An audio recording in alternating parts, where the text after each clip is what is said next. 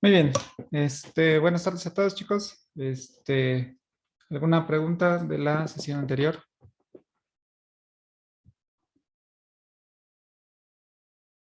Creo que no, profe, todo bien. ¿Todo bien? Muy bien.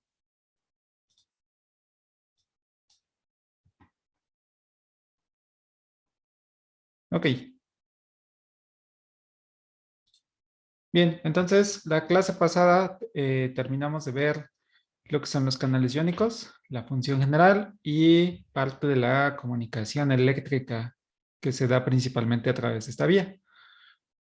Como mencionaba, el principal efecto que se genera a través de este tipo de comunicación es básicamente tener una comunicación rápida, una comunicación se transmita de un punto A a un punto B de manera efectiva y a través de conductividad eléctrica. Entonces, a manera de recordatorio, habíamos visto que teníamos 4 iones principales, 2 que iban a ser excitadores y 2 que iban a ser inhibidores. Sodio y calcio iban a ser los iones excitadores, mientras que potasio y cloruro van a ser los iones inhibidores. Todo esto dependiendo de la concentración que se mantuviera dentro de las células.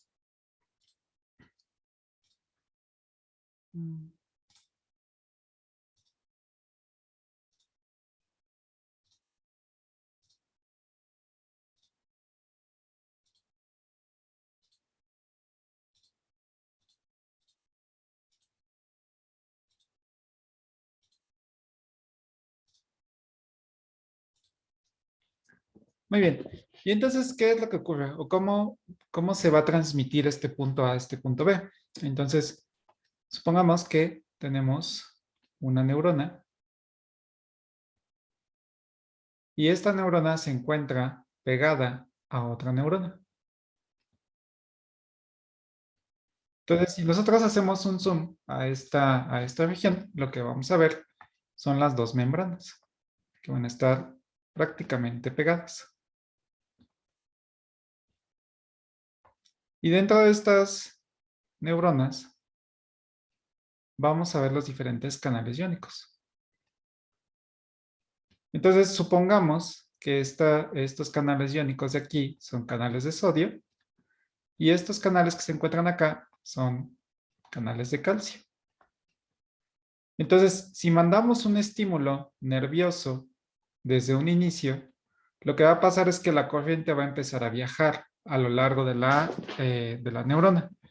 Y una vez que lleguemos a la parte final, que es a la dendrita, podemos tener una comunicación a través de esta excitación de electrones que se van a generar en este punto y van a empezar a estimular los iones que se encuentran en la neurona vecina. Esto a su vez va a generar que se incremente o que fluya constantemente la corriente eléctrica. Entonces va a mandar el estímulo desde este punto y va a continuar con esta señal a lo largo de toda la neurona. Durante la misma neurona vamos a poder encontrar inclusive canales iónicos en determinados puntos. Supongamos que extendemos aquí el axón de la neurona. Vamos a encontrar estos canales a lo largo de toda la neurona. ¿Y qué es lo que va a pasar? Que esta señal se va a estar amplificando cada vez más. Entonces, digamos que estos son como puntos de referencia que permiten la estimulación y la propagación de esta señal. Entonces, básicamente ese es el mecanismo de la conductividad eléctrica. Todo esto se genera principalmente a través de las neuronas. Entonces, para que este proceso ocurra directamente o que sea bastante eficiente, el organismo diseñó un mecanismo que le va a permitir conservar la mayor cantidad de energía posible. Y para esto, las neuronas diseñaron una capa que es denominada la capa de mielina. Entonces, la capa de mielina funciona como prácticamente un aislante. Si quisiéramos como simplificarlo, verlo tal vez de forma más práctica, imagínense que la neurona es un cable, el cable de su celular o el cable de cualquier aparato eléctrico. Dentro del interior de ese cable tenemos el conductor, que en este caso sería el cobre, aluminio, magnesio, plata, dependiendo de qué sea la constitución de su cable. En este caso van a ser tanto los fluidos como los diferentes canales iónicos.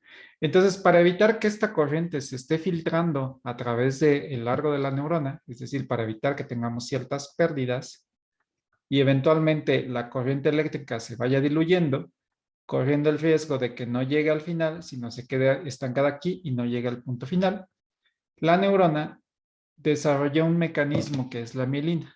La mielina funciona como un aislante, es una capa de lípidos que va a proteger a la neurona, que es exactamente el mismo funcionamiento que tiene el material plástico que envuelve esos cables. Si ustedes lo tocan, no permite que la corriente eléctrica pase del interior del cable hacia sus manos. Entonces lo mantiene retenida en un punto y optimiza la velocidad de conducción. Entonces, ese es el mecanismo como funciona directamente dentro de las neuronas, a través de este aislante.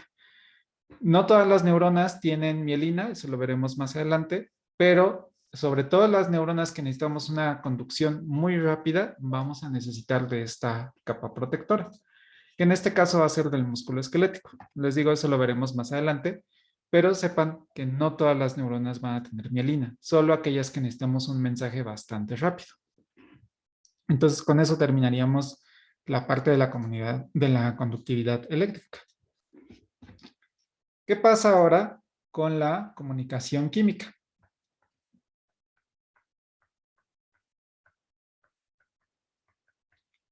Como les mencionaba, la eléctrica es muy eficiente, es muy rápida, pero simplemente permite tener una activación, una inhibición.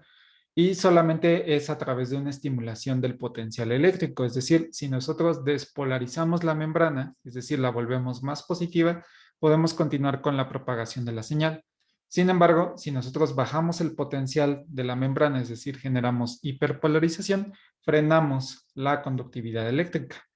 Entonces, ¿qué es lo que puede hacer el sistema para tener un poco más de versatilidad? Pues podemos utilizar la comunicación química, que está relacionada principalmente a través de diferentes componentes o diferentes estructuras macroscópicas. Para ello, tenemos diferentes proteínas que van a estar involucradas en la transducción de señales utilizando esta vía. Dentro de las principales, o por lo menos las que vamos a ver, van a ser los receptores acoplados a proteínas G,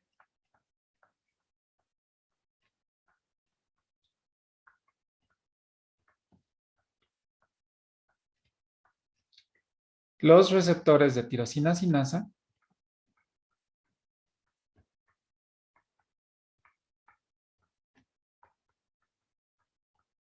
y los receptores nucleares.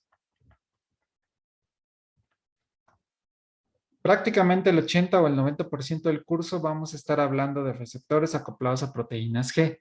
Sin embargo, va a haber algunos temas donde vamos a empezar a hablar un poco acerca de receptores tirosina sinasa. Dada la dificultad o dada la complejidad que tienen este tipo de mecanismo de señalización, es muy difícil. Número uno, casi no se ve en el curso. Y número dos, muy pocos trabajos han desarrollado fármacos o medicamentos que actúen sobre esta vía de señalización. Vamos a ver el porqué de esta situación. Y finalmente tenemos los receptores nucleares. Los receptores nucleares, si bien también poco se ven en este curso, nos ayudan mucho a entender, por ejemplo, mecanismos que sean de duración prolongada, como es el caso de uso de vitaminas o tratamientos hormonales, que son principalmente los agonistas o los fármacos que van a tener actividad sobre este tipo de receptores.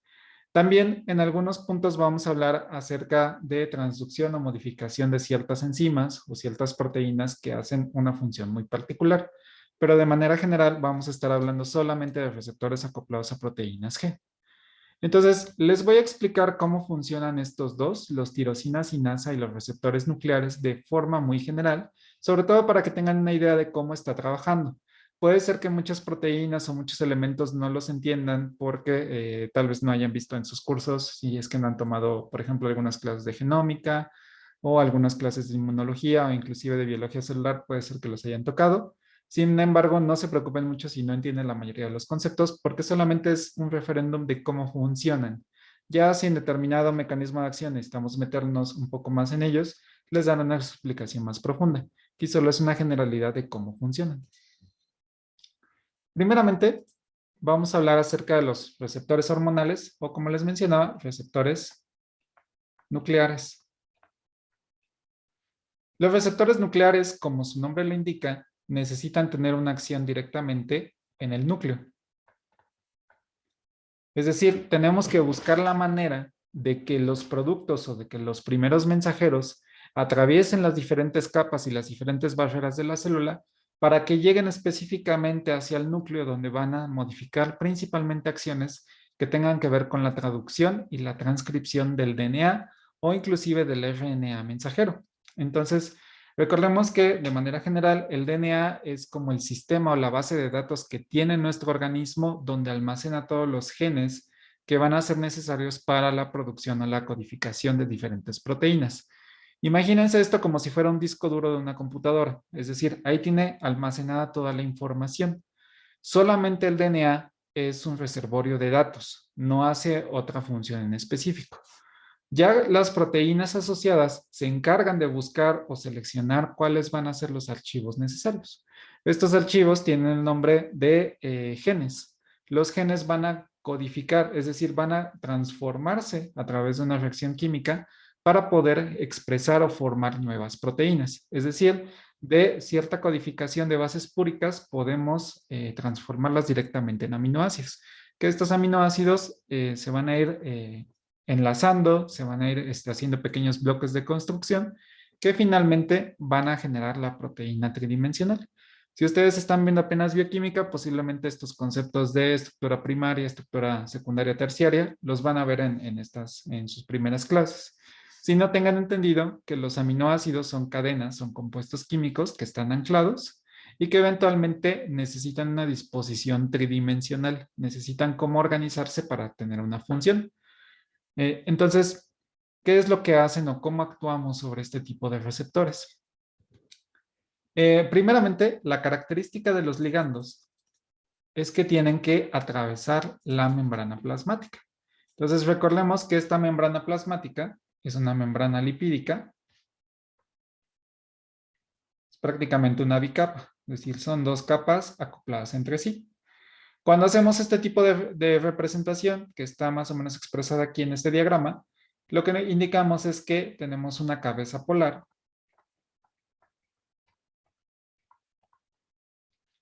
y tenemos una ramificación de tipo no polar.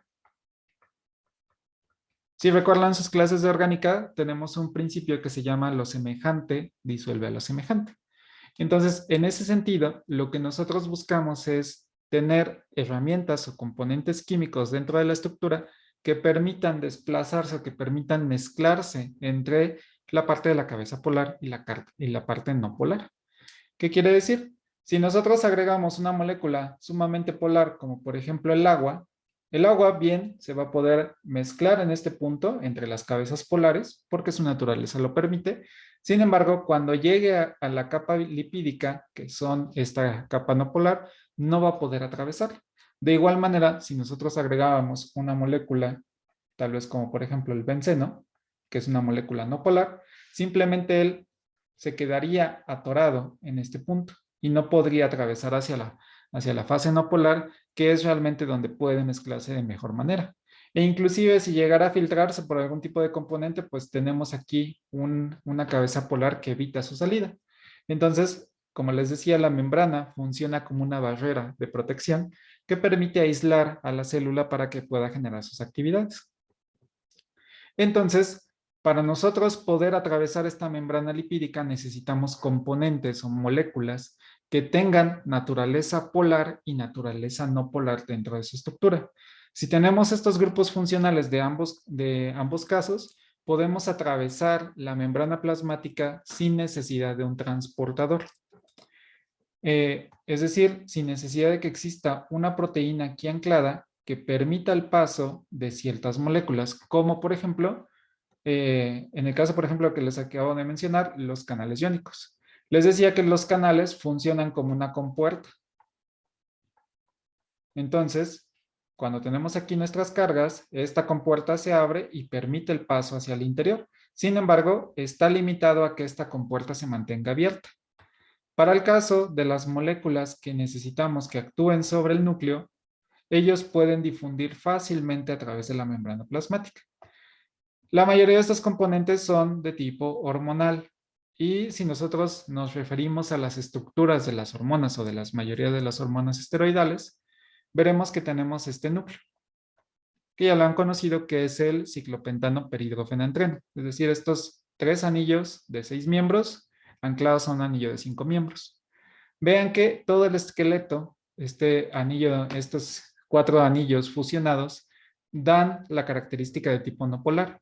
Y tenemos ciertos elementos que están decorando la molécula, como estos hidroxilos, que les dan sus características polares. En este caso, por ejemplo, tenemos aquí este grupo ceto y el grupo hidroxilo.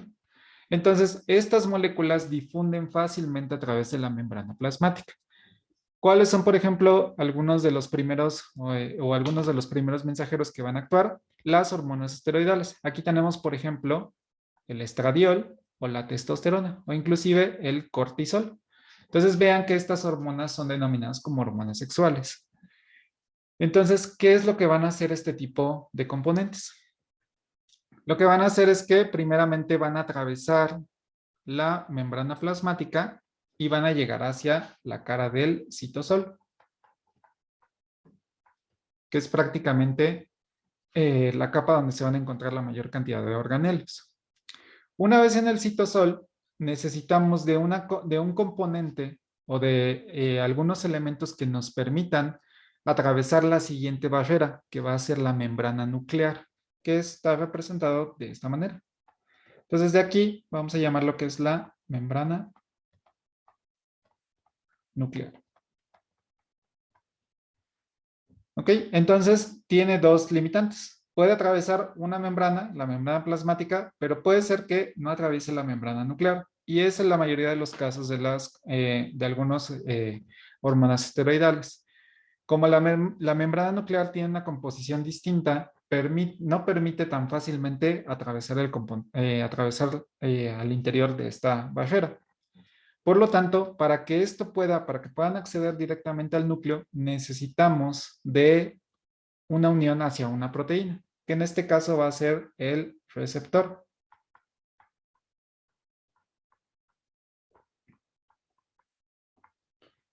Entonces, ¿qué quiere decir esto? Tenemos ciertas proteínas que van a estabilizar o que van a permitir mantener ahí el receptor listo para que cuando llegue la hormona se une a su ligando.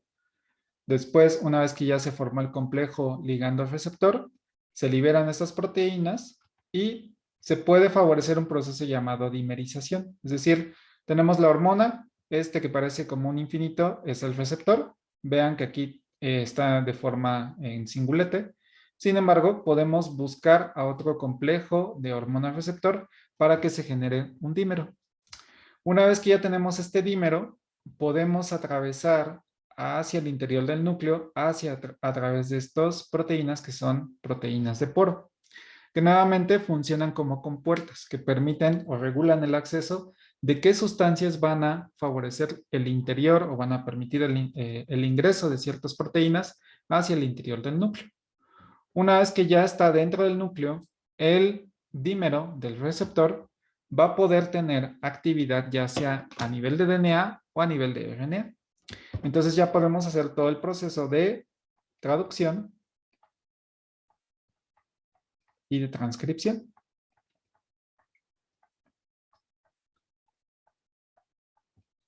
¿Qué quiere decir esto? Que ya vamos a poder desglosar o desenvolver el DNA. Podemos convertirlo a un mRNA mensajero que va a ser sensado por otras estructuras como los ribosomas. Y los ribosomas ya pueden leer todo el mensaje que se encuentra ahí en ese RNA mensajero para favorecer la síntesis de proteínas. Entonces vean que tenemos un proceso bastante largo. Necesitamos primeramente llegar al citosol, favorecer esta dimerización, actuar sobre el DNA y después del DNA liberar el RNA mensajero y finalmente la proteína. Entonces necesitamos activar DNA, RNA y finalmente la proteína. Entonces el ligando puede actuar aquí. O inclusive hay algunos que se saltan este paso y pueden actuar directamente aquí. Entonces, vean que toma mucho tiempo generar todo este proceso y es un proceso que normalmente pues requiere de muchos filtros, puede ser que ocurra, puede ser que no ocurra. Entonces, ¿cuál es, por ejemplo, una de las condiciones de utilizar este tipo de comunicación? Que la respuesta fisiológica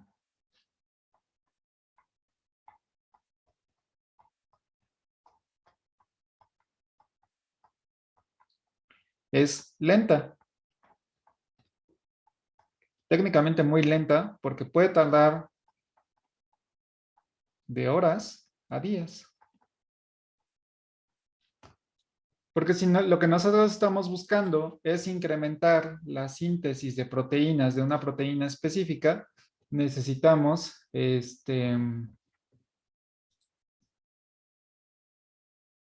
ok. Sí, esta proteína HSP viene de sus siglas, que es la Heat Shock Protein. Es una proteína cargadora, bueno, se le ha atribuido diferentes funciones, pero normalmente lo que hace es como una proteína, le denominan proteína chaperona. Es una proteína que se une a otra proteína y la va acompañando durante su ciclo. El término chaperona es igual como se traduce al español, si es que han escuchado ese término, que es tener un acompañante, es decir, siempre va unido a él. Una vez que cumple su función, se libera esa proteína chaperona y se queda la proteína ya funcional. Entonces, digamos que es para que no esté nadando este receptor y esté perdido a lo largo de toda la célula, se estabiliza a través del uso de una proteína chaperona, que es la HSP. Existen muchas proteínas chaperonas, pero esa es una de las más conocidas.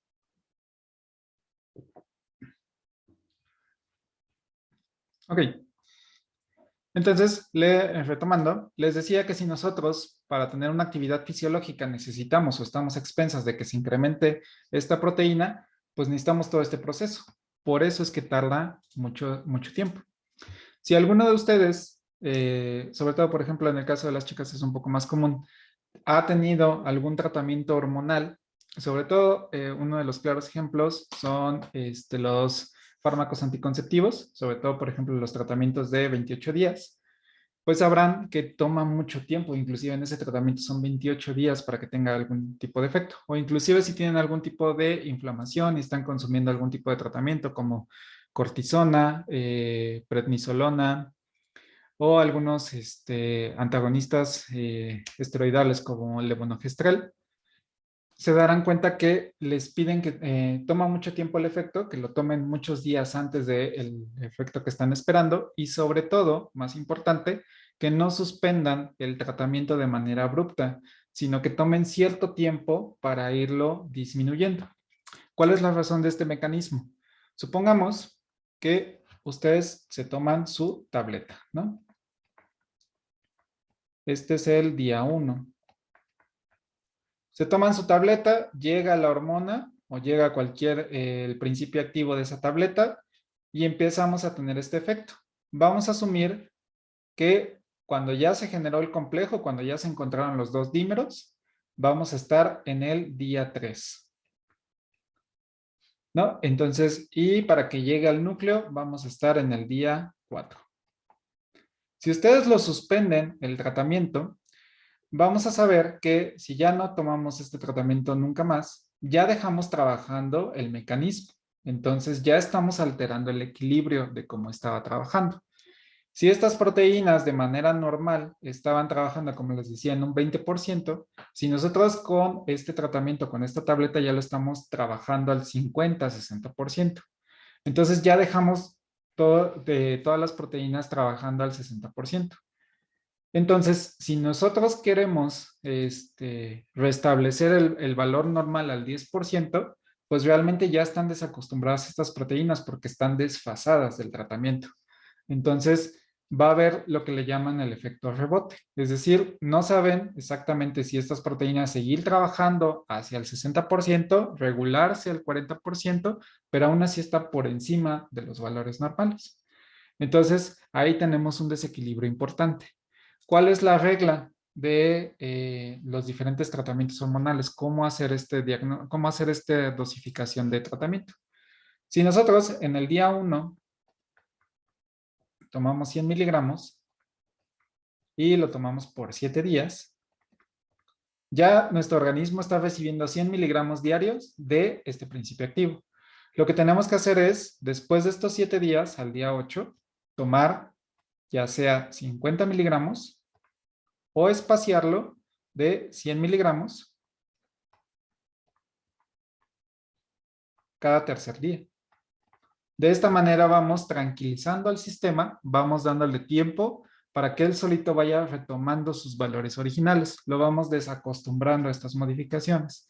Entonces, siempre, por ejemplo, que se toma algún tipo de esteroide, se recomienda irlo disminuyendo paulatinamente, ya sea disminuyendo la dosificación o espaciando el tiempo de administración, de tal manera que podamos regresar a los niveles originales. ¿Hasta aquí una pregunta de esto?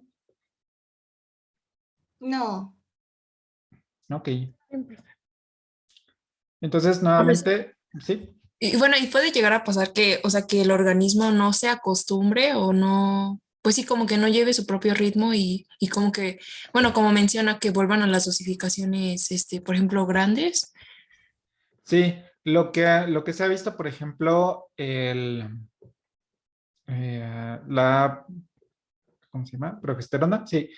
En el caso, por ejemplo, del cortisol, perdón, los corticosteroides, la mayoría de los derivados de corticosteroides, cuando se le da un cortisol directamente, muchas veces tiene muy buena afinidad y tiene muy buena eficacia. Entonces se ha intentado, por ejemplo, disminuir el medicamento y como bien mencionas, no se acostumbra, no se regula de manera óptima.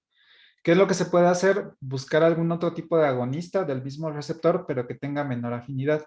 Entonces, de esta manera, si bien tal vez no se puede reacostumbrar, podemos buscar otras estrategias farmacológicas, disminuir la afinidad, a lo mejor prolongar un poco más el tratamiento para ver cómo están los resultados. Entonces, sí se ha llegado a observar este tipo de alteraciones, pero normalmente lo que se busca es algún esteroide que sea un poquito más débil, para que siga, tal vez siga afectando, siga modificando, pero de igual manera vayamos disminuyendo esta actividad.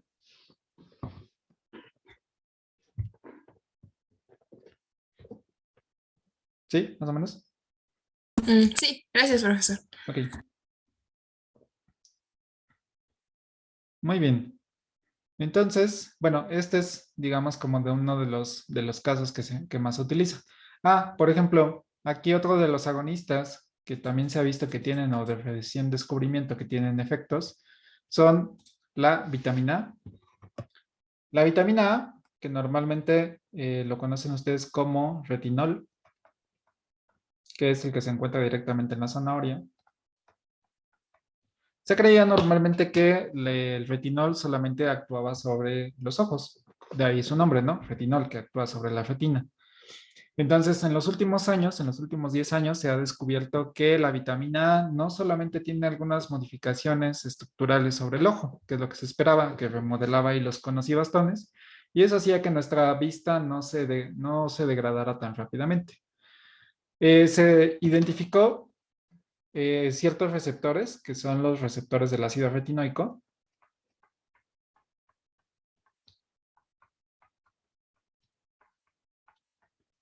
también denominados como RAR, como está ahí en el diagrama.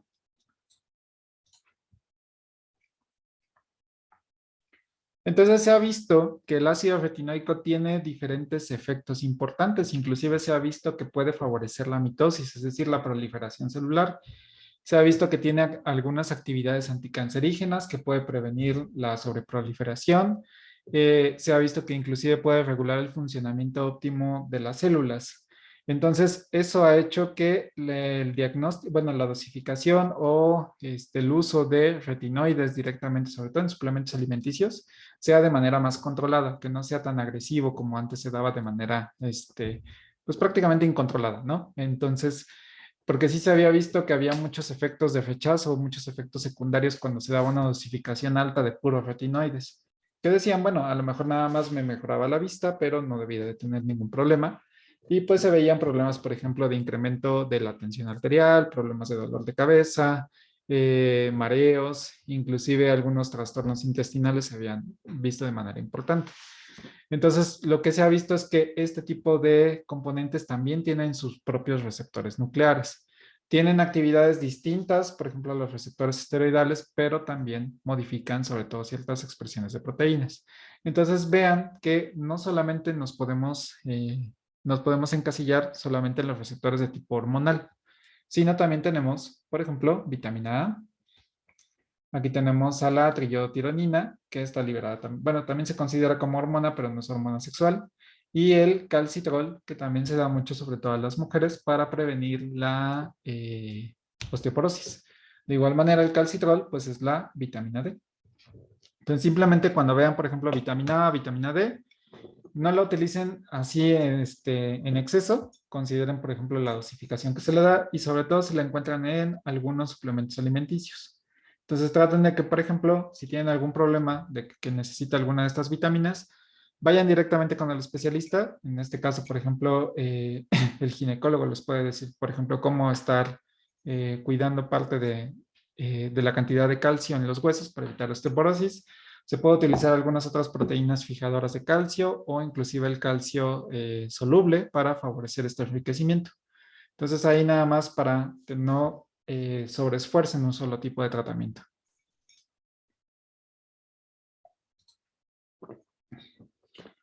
Muy bien. El siguiente grupo son los receptores de tirosina sinasa. Los receptores de tirosina sinasa nace su nombre directamente porque una sinasa es una enzima que fosforila. Fosforila, vamos a ponerla entre comillas, cosas. ¿Qué cosas va a fosforilar? Pues normalmente es lo que está antes de la palabra sinasa. En este caso, va a fosforilar residuos de aminoácidos que tengan tirosina. Entonces recordemos que la tirosina es un aminoácido que tiene grupos hidroxilo. Entonces tenemos aquí nuestro grupo hidroxilo. Entonces, ¿qué es lo que va a hacer estos receptores de tirosina sinasa? Que muchos de los hidroxilos que tengan, bueno, muchos de los receptores de las proteínas que tengan estos grupos de tirosina van a estar fosforilados. Entonces se van a quedar de esta manera. Entonces, esta fosforilación va a dar una cierta modificación o un cierto, vamos a llamarlo una cierta marca que tienen este tipo de aminoácidos. Los receptores tirosina sinasa se encargan de empezar a fosforilar muchos grupos de manera masiva y esto le permite autorregularse y permite regular el funcionamiento de ciertas proteínas. Entonces, digamos que, como les decía el ejemplo en la clase pasada, creemos que los receptores funcionan como un sistema de luz de encendido y apagado, donde tenemos el máximo grado de intensidad y después tenemos la ausencia de intensidad por completo. Sin embargo, los receptores tirosina sinasa funcionan como estos nuevos focos o estos nuevos sistemas de iluminación que podemos controlar cuánto es la intensidad, es decir, que podemos regular así si lo queremos al 60%, al 45%, etcétera. Entonces, para que esto ocurra, para que podamos regular este grado de intensidad en el caso de la señalización, necesitamos tener fosforilaciones a ciertos niveles de proteínas. Esto nos va a poder permitir regular cuánta actividad nosotros queremos. ¿Cuál es la cualidad de estos? Que tienen muchas proteínas asociadas que van a tener como un control de calidad. ¿Por qué esta distribución tan compleja? ¿Por qué necesitamos tantos elementos relacionados? Como su nombre lo indica, o bueno, como en algunos libros los van a encontrar denominados, son receptores de proteínas tipo MAP. ¿Qué significa estas siglas? MAP viene de las siglas en inglés Mitogen Activated Protein. Es decir, es una proteína activada por mitógenos.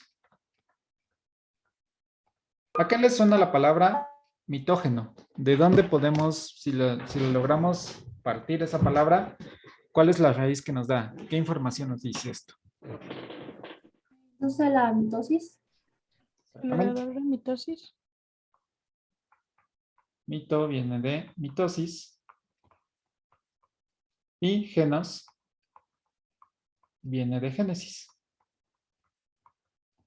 Sabemos que la mitosis es el proceso de proliferación celular, es decir, que de una célula pueda llegar a duplicarse para tener una célula extra. Y génesis viene de formación o de activación. Entonces, las proteínas activadas por mitógenos son elementos que van a estimular la mitosis. Entonces, la mitosis a nosotros nos sirve o es necesaria dentro de nuestro proceso celular porque nos permite hacer la remodelación de muchos tejidos y muchas células que están dentro de nuestro organismo. Por ejemplo, todos los días tenemos una descamación importante de las capas de la piel, que es uno de los procesos de regeneración más cotidiano. Para que nosotros no nos quedemos sin estas capas de piel, necesitamos estar constantemente en proceso de mitosis. Entonces, las células van proliferando constantemente para restablecer el funcionamiento de estas células. De igual manera, de forma interna, todos los órganos dentro de nuestro organismo se van desgastando. Por ejemplo, el corazón, que es un órgano que no tiene descanso en ningún momento de nuestra vida, porque pues si tuviera un descanso simplemente nosotros moriríamos, ¿no? Entonces es un órgano que está trabajando 24/7 todos los días del año hasta que realmente el sistema colapse. Entonces, para mantener este corazón funcionando, necesitamos estar renovando constantemente las células que tengamos funcionales. ¿Qué pasa si nosotros, por ejemplo, no controlamos el grado de proliferación que tiene nuestro organismo? Ahí viene una patología muy conocida denominada cáncer. El cáncer lo que hace es que modifica ciertos patrones de las células que evita que tengamos este control de cuántas veces se va a proliferar una célula. Es decir, cada célula tiene una programación importante de en qué momento va a entrar en mitosis y en qué momento va a morir, que es el proceso de apoptosis. El cáncer bloquea estos dos mecanismos. Tanto el proceso de mitosis lo acelera y bloquea el proceso de apoptosis porque la célula no quiere morir, quiere seguir proliferando. ¿Qué pasa? Cuando nosotros tenemos este exceso de proliferación, pues empiezan a generar la formación de tumores. Y estos tumores son simplemente masas de células que están descontroladas, que ya alguno de los procesos fisiológicos se modificó. Entonces, como el organismo es muy cuidadoso con todos estos mecanismos, no le va a dejar la tarea solamente a una sola proteína. Necesitamos tener un control de seguridad que nos garantice que realmente si algo falla, pues podamos tener control o podamos tener mecanismos de rescate para evitar que todo el sistema colapse. Por eso es que la estructura o el diseño de estas proteínas son de esta naturaleza, que tenemos diferentes elementos que están regulando al mismo tiempo.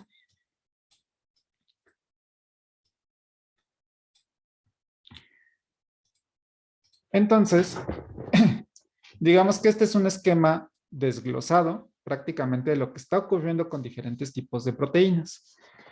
Algunos libros todavía los clasifican como proteínas MAPK. ¿Qué quiere decir esto? Quiere decir que, por ejemplo, tenemos una proteína efectora, que va a ser nuestra proteína, que va a ser activada por algún mitógeno. Sin embargo, para que esta proteína se active, necesitamos fosforilarla. Entonces, ¿quién va a fosforilar esto? Pues simplemente una sinasa. ¿Quién va a ser esta sinasa?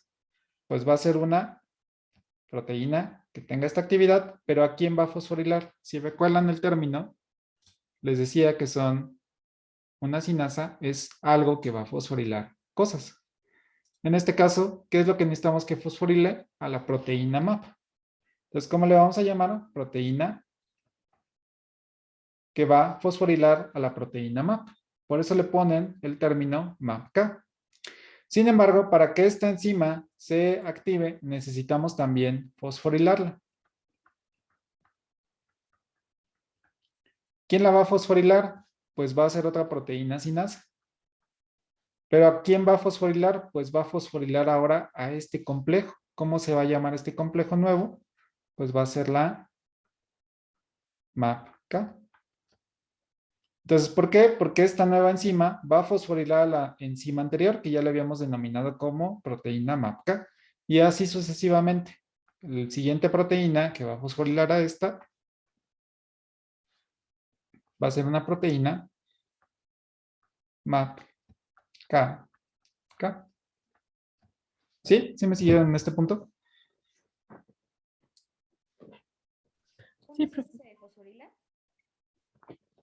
Entonces, ese es el funcionamiento general de estas proteínas. Necesitamos tener proteínas que vayan regulando el grado de fosforilación, el grado de activación. Entonces, en este esquema que está aquí representado, lo que nosotros vemos son diferentes proteínas individuales. Es decir, aquí está el receptor de tirosina sinasa. Entonces, tenemos nuestro ligando.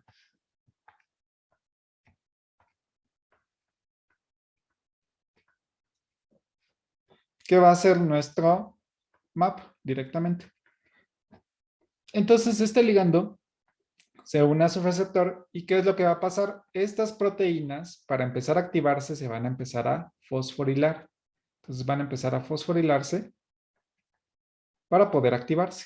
Entonces, todo este completo va a activar a otra proteína, que es una proteína, en este caso denominada RAS. RAS-GEF, que luego veremos qué significa estas siglas, pero quédense con el nombre, ¿no? RAS-GEF, que también le denominan como proteína SOS. Entonces, esta proteína SOS va a ser nuestra primera proteína que va a fosforilar a otras proteínas. ¿A quién va a fosforilar? Pues va a fosforilar a la proteína RAS. Y luego esta proteína RAS va a activar a otra proteína que es denominada proteína MEC1, 2.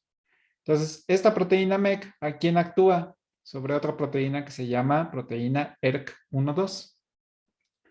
Finalmente, esta proteína ERK1, 2 migra al interior del núcleo a través de estas proteínas importadoras del núcleo, las que habíamos visto en el esquema anterior, que son estos de aquí, los transportadores del núcleo.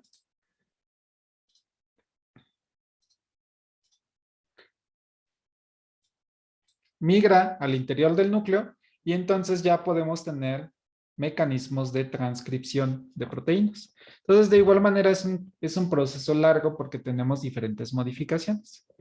Sin embargo,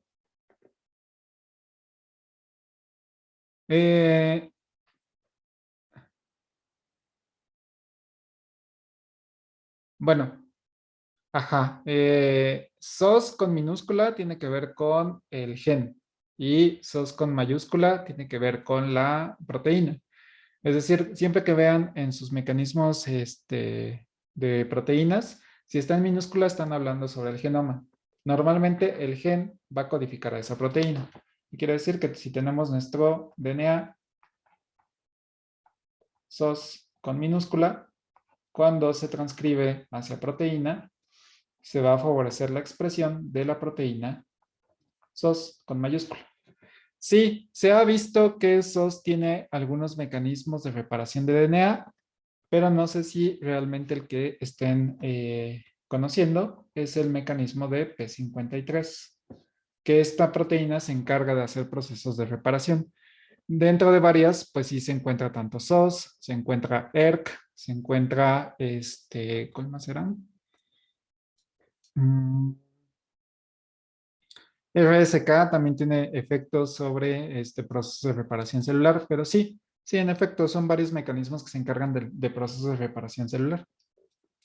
Pero sí, como bien mencionan, como bien mencionas ahí, Samantha, puede ser el genoma o puede ser la proteína.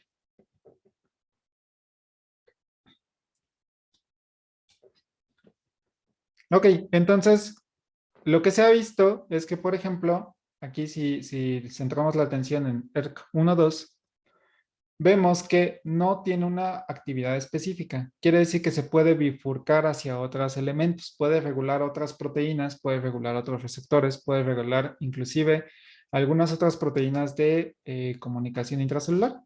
Como puede ser, por ejemplo, aquí vemos que ERK1-2 actúa sobre CDC25, que está relacionada directamente con la progresión del ciclo celular, es decir, procesos de mitosis.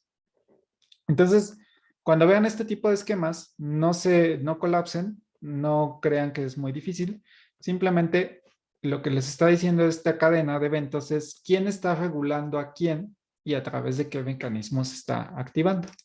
Lo único que tienen que prestar atención es cómo va la flecha. Si la flecha termina en punta, quiere decir que va a activar a la proteína siguiente. Si la flecha termina de forma rama, es decir, que no tiene una punta como tal, como es el caso de acá, quiere decir que va a inhibir la actividad de esa proteína. En este caso, PKC inhibe a la proteína RAS-CAP, que a su vez va a inhibir a la proteína RAS. Entonces son mecanismos que tiene para activar o desactivar ciertos elementos.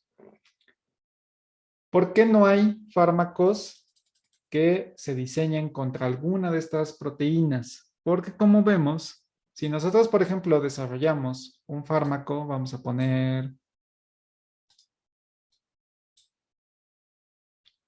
Vamos a centrarnos nuevamente aquí en RAS, ¿no? Este de aquí.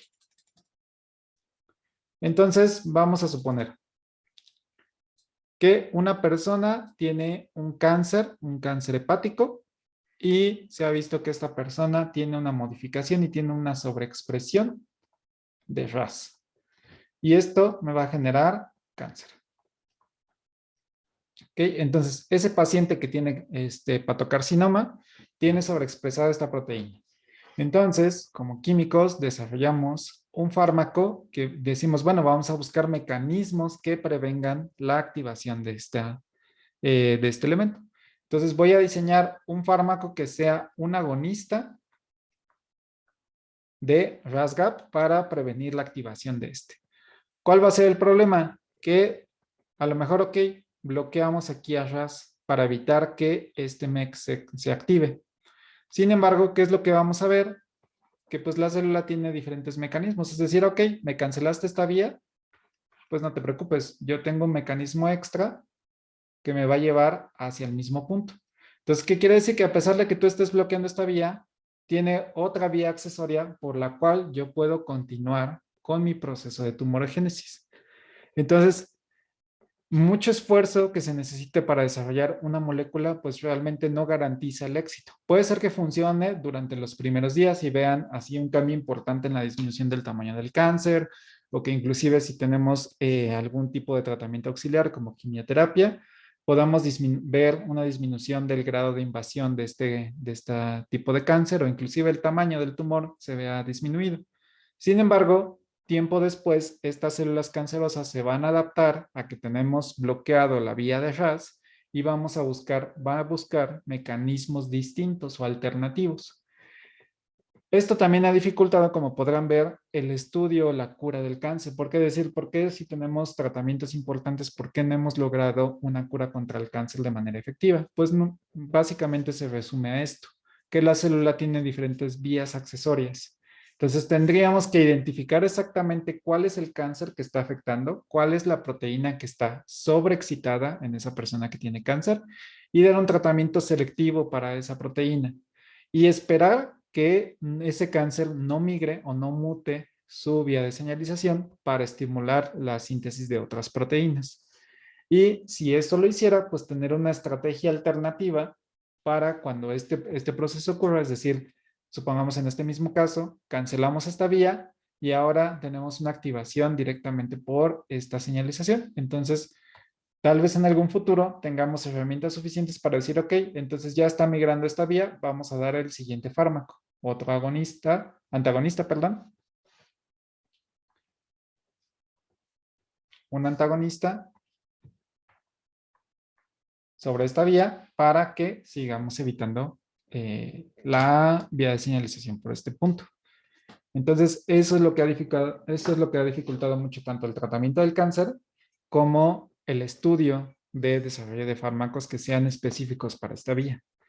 En el año de los 80, cuando salió el boom de esta vía de señalización y todo el mundo estaba haciendo trabajos para explorar qué más había, se intentó desarrollar muchos tratamientos para diferentes patologías cardiovascular, sistema nervioso central, cancerígenos, inmunes, propiedades autoinmunológicas. Sin embargo, pues poco tiempo se dieron cuenta de que había mucha adaptabilidad por parte de las células y era muy ineficiente utilizar tratamientos de esta vía. ¿Hasta aquí preguntas? Profe, yo no entendí bien qué pasaba con cuando se fosforilaba en los de MAP. Ah, ok. ¿Cómo se fosforilaban? Ok.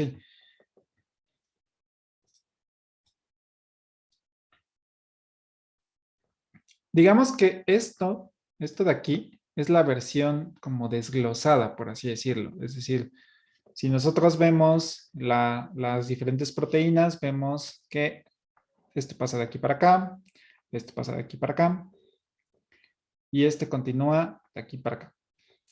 Entonces, para parte de la enseñanza decían, bueno, ¿cómo explicamos una vía de señalización tan compleja con diferentes nombres, diferentes proteínas, proteínas asociadas? Entonces, vamos a simplificarlo.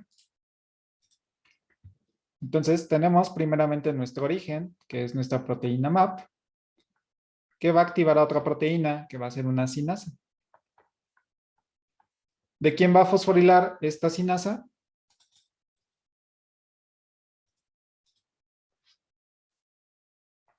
Pues va a ser una enzima, una proteína sinasa, que está abreviada con la letra K, de mi proteína original, que va a ser la proteína MAP. Entonces, a esta nueva proteína le vamos a llamar MAP sinasa. Porque recordemos que esta proteína, una vez que ya se fosforila, bueno, este MAP, una vez fosforilado, ya está activado. Pero esta proteína también tiene sus mecanismos de encendido y apagado. Si está fosforilado, va a estar activado. Si está no fosforilado, va a estar desactivado. Entonces, queremos activar ahora esta proteína MAPK. Entonces, ¿quién va a hacer este trabajo? Pues va a ser otra proteína que va a ser otra sinasa. Recordemos que las sinasas se establecen con la letra K. Entonces, ahora esta sinasa va a fosforilar a la proteína MAPK. Por lo tanto, vamos a llamarle MAP sinasa, que realmente esta K es de la nueva proteína que va a fosforilar a la proteína anterior. Y de igual manera, esta proteína tiene mecanismos fosforilados y no fosforilados, que se repite igual, ¿no? Si está fosforilado está activado, si está desfosforilado está activado.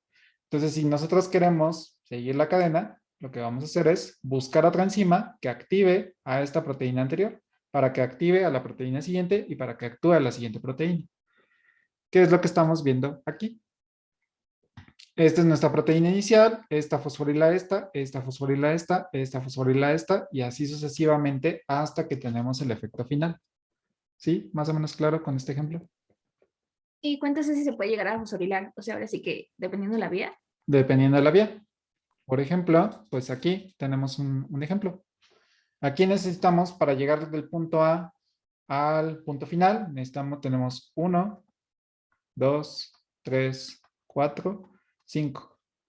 Si vamos por otra vía, tenemos aquí 1, 2, 3, 4. Entonces, dependiendo de qué tan larga sea la coordinación, podemos tener 10 proteínas MAP-sinasa, 4 proteínas MAP-sinasa, eso va a depender de cada una de ellas. Digamos, lo que les digo, esto es la forma simplificada. Digamos que es el mecanismo general, y ya si queremos darle nombre a cómo se llama esta MAP-sinasa, pues nos vamos al esquema y le vamos dando nombre, que puede ser, por ejemplo, MEC. O la siguiente MAP puede ser una ERC, y así sucesivamente. Ah, ok, gracias, sí, ya me quedó ¿Sí? claro. Ok. ¿Alguien más? ¿Dudas? ¿Preguntas?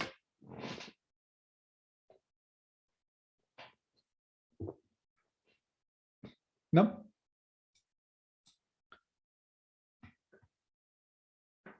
No, profe, todo bien. Ok.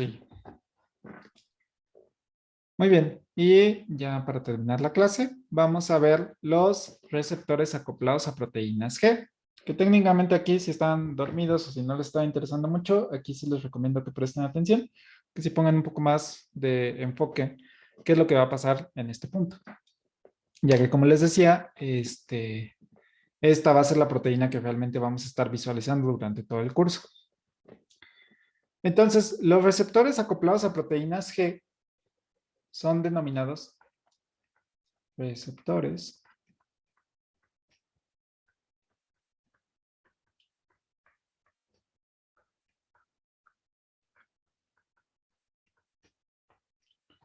muchas veces repetimos el nombre, pero como que el nombrecito como que lo veamos y no le damos sentido a las palabras. Entonces, nuevamente, es un receptor, es una proteína que tiene unión a un ligando, está acoplada, es decir, está unido. ¿A quién está unido? A una proteína G. Entonces, vamos a dar cuál es la clasificación de estas estructuras. Los GPCR también los van a encontrar como receptores 7TM, que el 7TM viene de dominio transmembranal.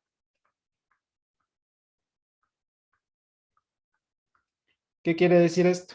Quiere decir que su estructura, si nosotros dibujamos aquí una membrana plasmática, tiene 7 dominios, es decir, 7 estructuras principales que van a atravesar transmembranal, van a atravesar a la membrana. Entonces, quiere decir que en su estructura tenemos 7 dominios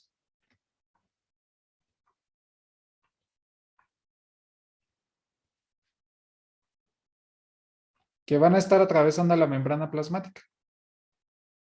Eso simplemente es una característica de su citoarquitectura, es decir, cómo está constituido de manera interna. Y los van a encontrar más o menos con este diseño.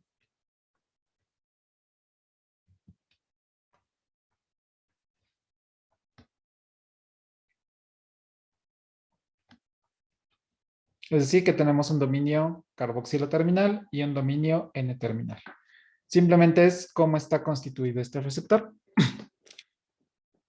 Entonces, técnicamente, esto de aquí es el receptor 7TM.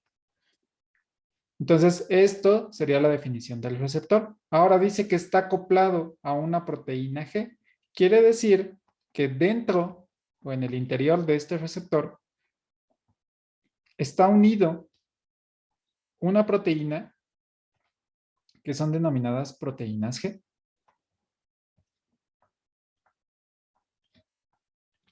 En este caso, esta proteína G tiene 3 subunidades.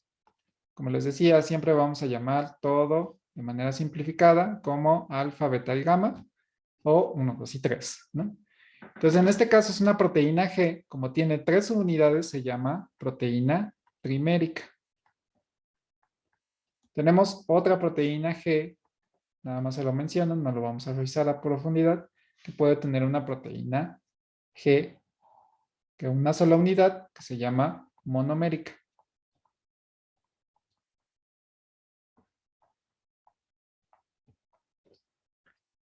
Entonces, la mayoría de los receptores que vamos a ver va a ser de esta construcción. Su receptor de 7 dominios transmembranales y unido a una proteína G trimérica que tiene 3 subunidades. Si nosotros queremos visualizarlo ya de forma un poco más real, tenemos este esquema de acá. En este esquema, lo que podemos ver es directamente esto en verde, son las 3 subunidades o las 3 dominios transmembranales. Como les decía, normalmente los dibujamos de manera plana en 2 dimensiones, pero la realidad es que pues está formando prácticamente un ducto, un círculo ahí. Entonces, si contamos, podemos ver cuáles son 1, 2, 3, 4, 5, 6 y aquí atrás 7, ¿no? Entonces tiene los 7 dominios que atravesan la membrana plasmática. Y aquí abajo tenemos la proteína G trimérica. En gris tenemos a la subunidad alfa, que estaba mencionada aquí. Como en azul, un poquito magenta, tenemos la subunidad beta. Y en morado tenemos la subunidad gamma, que es lo que estoy representando aquí, solamente que un poquito como más desglosado. Entonces, así es la construcción, digamos, un poco más acerca de la realidad. La proteína, el receptor de 7 dominios transmembranales y abajito está pegada esta proteína G trimérica.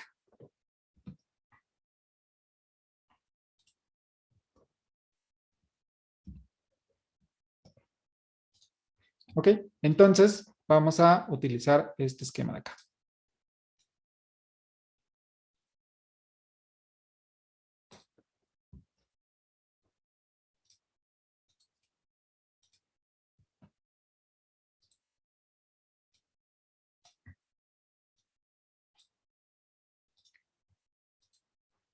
Ok, entonces tenemos diferentes tipos de receptores acoplados a proteínas G. ¿Qué va a cambiar? En el caso del dominio de 7TM, va a cambiar la afinidad al ligando.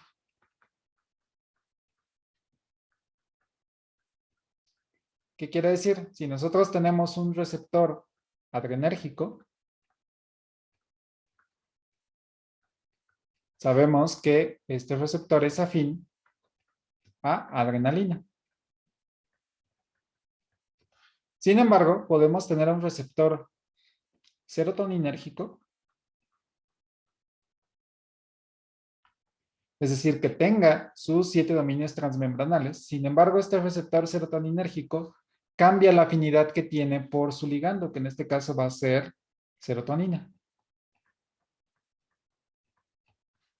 Entonces, a pesar de que, por ejemplo, la estructura sea muy parecida, es decir, que tengamos los 7 dominios transmembranales, si la adrenalina no tiene afinidad sobre este receptor, pues no va a poder unirse. Entonces, no vamos a poder desencadenar ningún tipo de efecto, porque no va a poder hacer ningún cambio conformacional.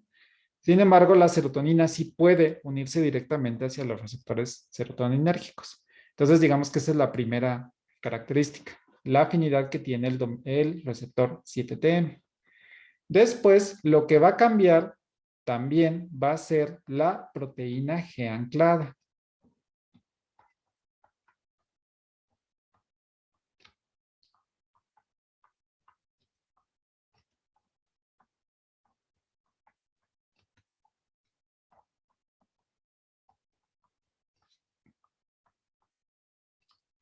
¿Qué quiere decir? Que esta proteína G trimérica, es decir, con sus 3 subunidades alfa, beta y gamma, podemos tener clasificaciones distintas. Vamos a tener proteínas G que van a ser de tipo S, proteínas G que van a ser de tipo I, proteínas G que van a ser de tipo Q y otra variante que puede ser proteínas G que es de tipo 11-12. ¿No? Las que vamos a ver principalmente son estas. Proteína G11-12 está acoplada a un receptor de tirosina sinasa.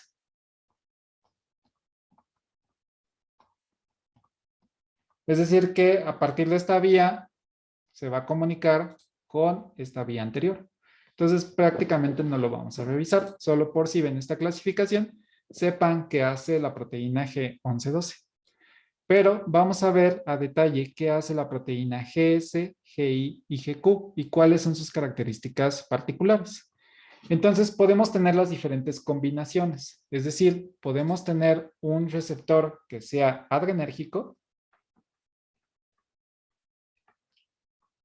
es decir, que su afinidad sea solo por adrenalina, pero que pueda tener una proteína G distinta acoplada, es decir, que a lo mejor en este tipo de receptor tengamos una proteína GS, una GQ y una GI.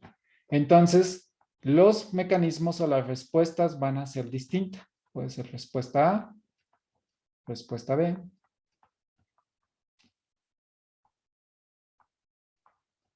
¿De qué va a depender? Pues obviamente de qué receptor estemos uniéndonos. Y nosotros nos vamos a dar a la tarea de dar el nombre a cada uno de estos receptores para identificarlos. De tal manera que si yo les digo, este es un receptor alfa adrenérgico, ustedes sepan cuál va a ser la proteína G que va a estar acoplada a ese tipo de receptor. Entonces vamos a ver ahorita cómo funcionan o cuál es la activación de este tipo de receptores.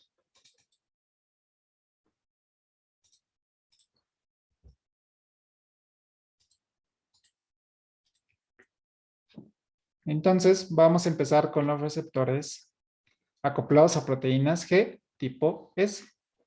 La proteína G tipo S viene del inglés.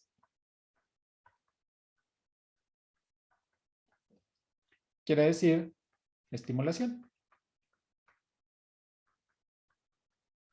Como podrán empezar a inferir, pues sabrán que una proteína GS se va a encargar principalmente de estimular al sistema. Es decir, que va a tener una actividad activadora de cualquiera de lo que estemos organizando. Entonces, ¿cómo es su estructura? Ya sabemos, tenemos nuestra membrana plasmática, tenemos los 7 dominios transmembranales,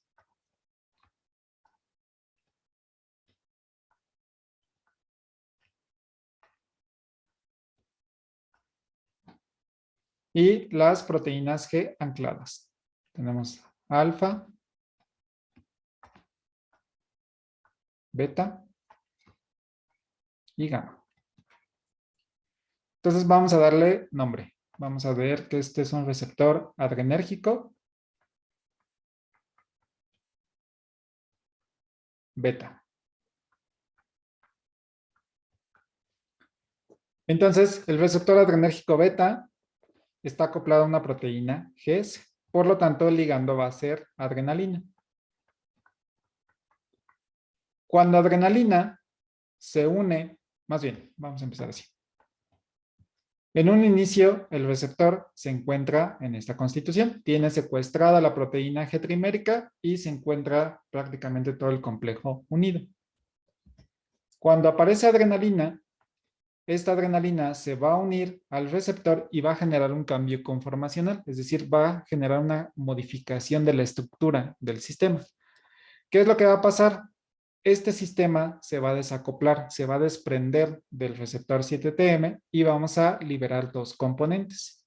Por un lado, vamos a tener a la subunidad alfa solita y por otro lado, vamos a tener al complejo beta-gamma. ¿Qué quiere decir? Simplemente están separados. Se separaron tanto del receptor y se separaron de entre ellos como tal. Entonces, alfa en este caso va a ser nuestra unidad catalítica. Es la que va a desencadenar la actividad. ¿Qué es lo que hace esta subunidad alfa? Pues va a activar a una enzima que va a ser la enzima adenilato ciclasa.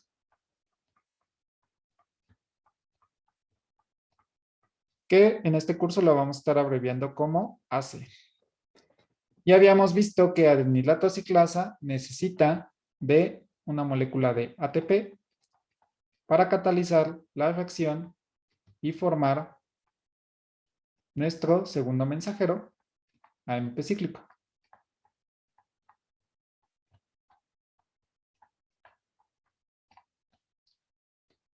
Entonces, incrementamos la concentración de AMP cíclico. Este AMP cíclico, como ya habíamos mencionado, al ser un segundo mensajero, tiene actividad sobre otras enzimas. ¿Cuál va a ser esta enzima? Una de las principales va a ser PK. ¿Qué significa PK? Es una sinasa de proteínas A. Normalmente existe una mala traducción de esta proteína que la llaman principalmente como proteína sinasa A. Ahí es un error de traducción porque la traducción correcta sería sinasa de proteínas A. ¿Por qué? Como les había mencionado, el término sinasa es algo que fosforila. ¿Qué es lo que va a fosforilar? Pues aquí lo dice. Va a fosforilar proteínas. Entonces, es una enzima que fosforila otro tipo de proteínas. Y el A, como les había mencionado, simplemente es por la primera que se descubrió. Entonces, tenemos PK, PKB, PKC, y todas hacen el funcionamiento similar. Todas van a fosforilar proteínas, y el A, B y C es por el orden en que se fueron descubriendo. Primero A, luego C, B y luego C. Entonces, solamente como para especificar ese término. Entonces, pKa, pues como hace, ¿cuál es su función principal? Fosforilar. ¿Qué es lo que va a fosforilar? Fosforila canales de calcio. Principalmente canales de calcio, pero puede fosforilar a otras proteínas. Principalmente vamos a estar activando a canales de calcio. Entonces, estos canales de calcio fosforilados van a permitir su apertura. Entonces, al abrir estos canales de calcio, ya habíamos visto que por el gradiente de concentración pasan del espacio extracelular al espacio intracelular y incrementamos la concentración de calcio, que también es un segundo mensajero. Este segundo mensajero se va a encargar de activar otras proteínas y a su vez también va a favorecer la despolarización. Recuerdan que cuando mencionábamos que la despolarización incrementábamos el potencial de acción y por lo tanto continuábamos con la señal. Entonces, ese es el mecanismo desglosado de lo que hace la activación de una proteína GS. ¿Hasta aquí algún problema? Profe, ¿por qué es que se dividen en, o sea, solito alfa y en conjunto beta y gamma? Ok, muy buena pregunta. Alfa y beta gamma se separan porque tienen, digamos que lo que está haciendo alfa es generar toda esta actividad catalítica. Empieza a activar a diferentes proteínas. Como les decía, el organismo tiene diferentes mecanismos regulatorios. No va a dejar libre que empiece a hacer cualquier actividad. Necesitamos tener algún mecanismo de control. ¿Quién es ese mecanismo de control? La subunidad beta gamma. Beta gamma, cuando se vuelve a unir y forma el complejo, secuestra a la subunidad alfa y regresamos al proceso original. Entonces, ¿qué es lo que pasa? Que si ya el organismo decidió ya no tener más calcio porque ya es suficiente, ya no fosforilar otras proteínas ni producir más AMP cíclico porque ya tiene la cantidad necesaria, le dice a beta gamma que se vuelva a unir con alfa para disminuir esta actividad. Entonces regresamos a la función original y ya no continuamos con esta acción. Por eso es la presencia de que técnicamente beta gamma es la unidad reguladora.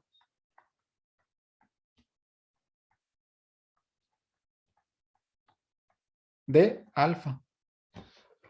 Entonces, cuando ya no quieren que el organismo que active alfa, simplemente le dice a beta gamma que vuelva a secuestrar esta proteína y regresemos a las condiciones iniciales.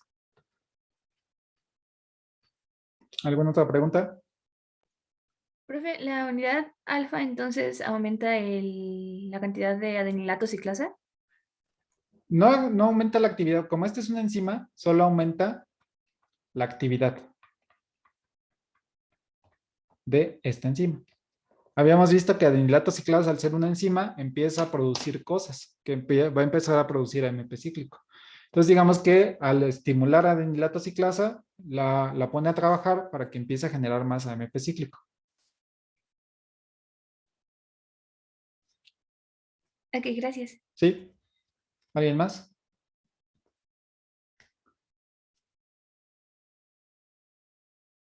¿No? Ok.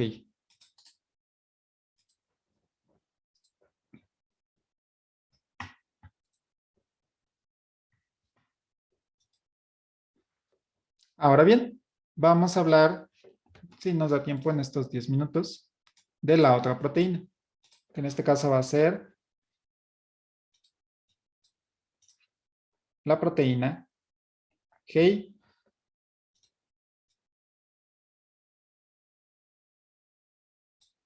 Entonces, GI viene nuevamente del inglés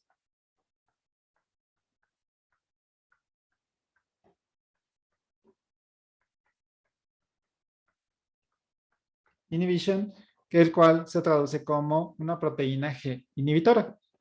Entonces, como su nombre lo indica, lo que vamos a hacer ahora con este receptor es disminuir la actividad. Entonces, de igual manera, tomando este ejemplo, tenemos ahora un receptor de adrenalina, que en este caso va a ser un receptor llamado alfa 2 adrenérgico. Nuevamente, y esto es también cierto grado de confusión, no confundan este alfa 2 con la subunidad alfa. Como les decía, tenemos muy poca imaginación para nombrar cosas. Entonces, le ponemos casi siempre las letras griegas. En este caso, el receptor alfa 2 es porque fue el segundo receptor alfa adrenérgico que se descubrió. Primero se descubrió el receptor alfa 1 y después se descubrió el receptor beta adrenérgico. Y entre ellos se descubrió el receptor alfa 2. Entonces dijeron, ok, ¿cómo le ponemos a este si tiene actividades parecidas? Bueno, vamos a ponerle alfa 2. Entonces no se confundan con el nombre de esta proteína G, sino simplemente es el nombre que se le asignó conforme se fue descubriendo. Ahora bien,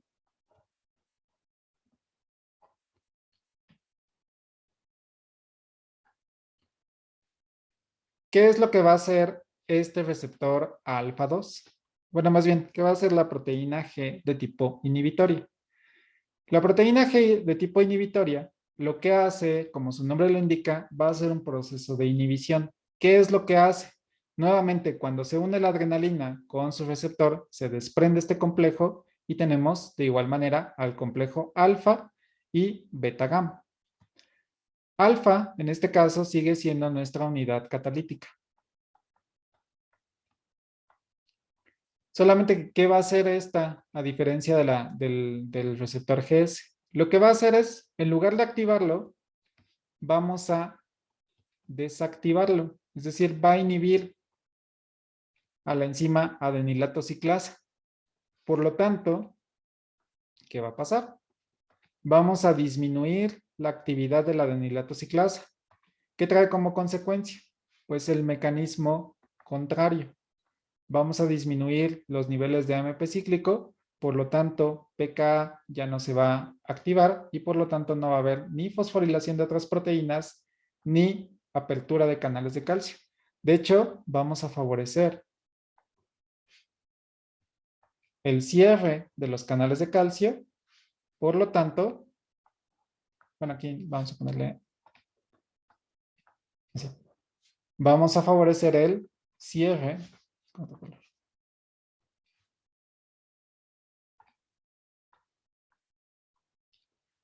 ¿Y qué es lo que va a pasar? Que vamos a disminuir las concentraciones de calcio y por lo tanto vamos a generar el proceso de hiperpolarización.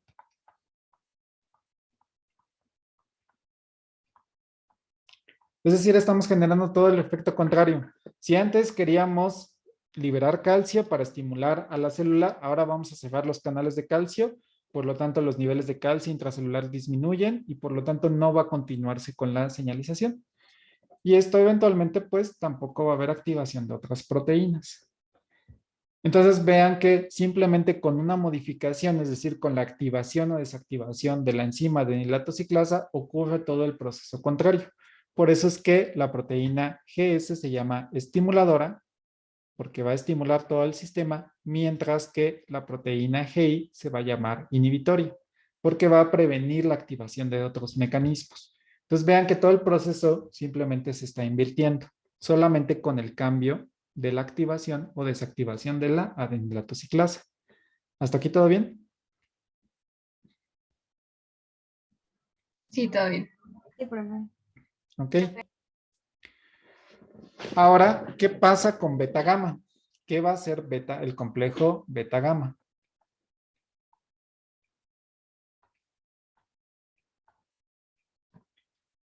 Y aquí tenemos una clasificación un poquito, digamos, un poquito avanzada, pero por si lo llegan a ver en los libros y se llegan a confundir un poco, les explico cuál es la diferencia. En algunos libros van a encontrar esta terminología. GI, G0. Puede ser que lo encuentren solamente como GI o que lo encuentren combinado como GI, G0. ¿Cuál es la diferencia? La diferencia va a ser qué es lo que va a hacer esta subunidad beta gamma. Si solo encuentran el nombre de GI, significa que la subunidad alfa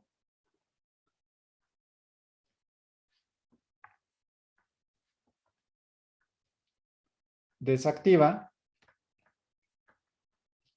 adenilato ciclasa.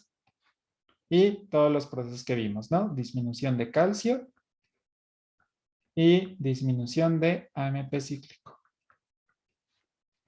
Si encontramos el término G y G0, de igual manera vamos a encontrar a alfa, que hace el mismo mecanismo de desactivar adenilato ciclasa.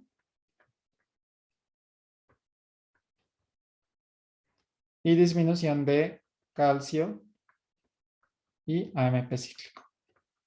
La diferencia va a ser que hace este 0. ¿Por qué se le llama este G0? Y aquí nos vamos a referir a este punto. Beta gamma en las proteínas G y G0 tiene también otra actividad catalítica.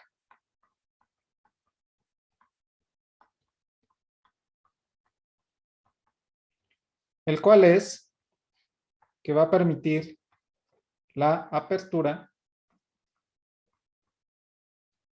de canales de potasio. Y esto va a generar una hiperpolarización. Si recuerdan, en el esquema que les puse, habíamos visto que si nosotros favorecemos la apertura de canales de potasio, lo que va a pasar es que vamos a tener un flujo de la cara intracelular al espacio extracelular. Y por lo tanto, el potencial se vuelve más negativo que lo teníamos. Y esto genera un proceso inhibitorio.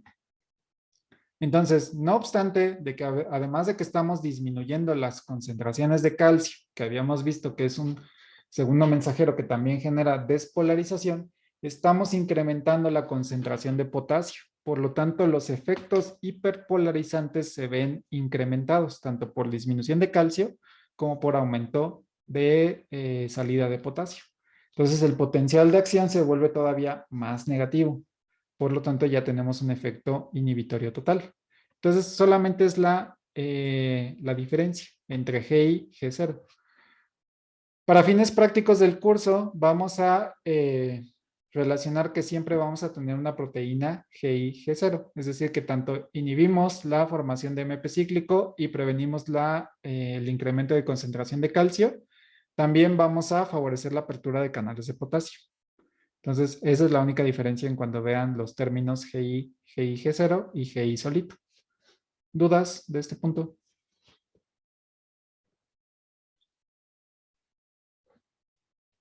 No, profe, ninguna. No, profe. ¿No? Ok, ya se nos terminó el tiempo. Entonces vamos a dejarla hasta aquí y la siguiente clase empezamos a revisar la última proteína, que son las proteínas GQ.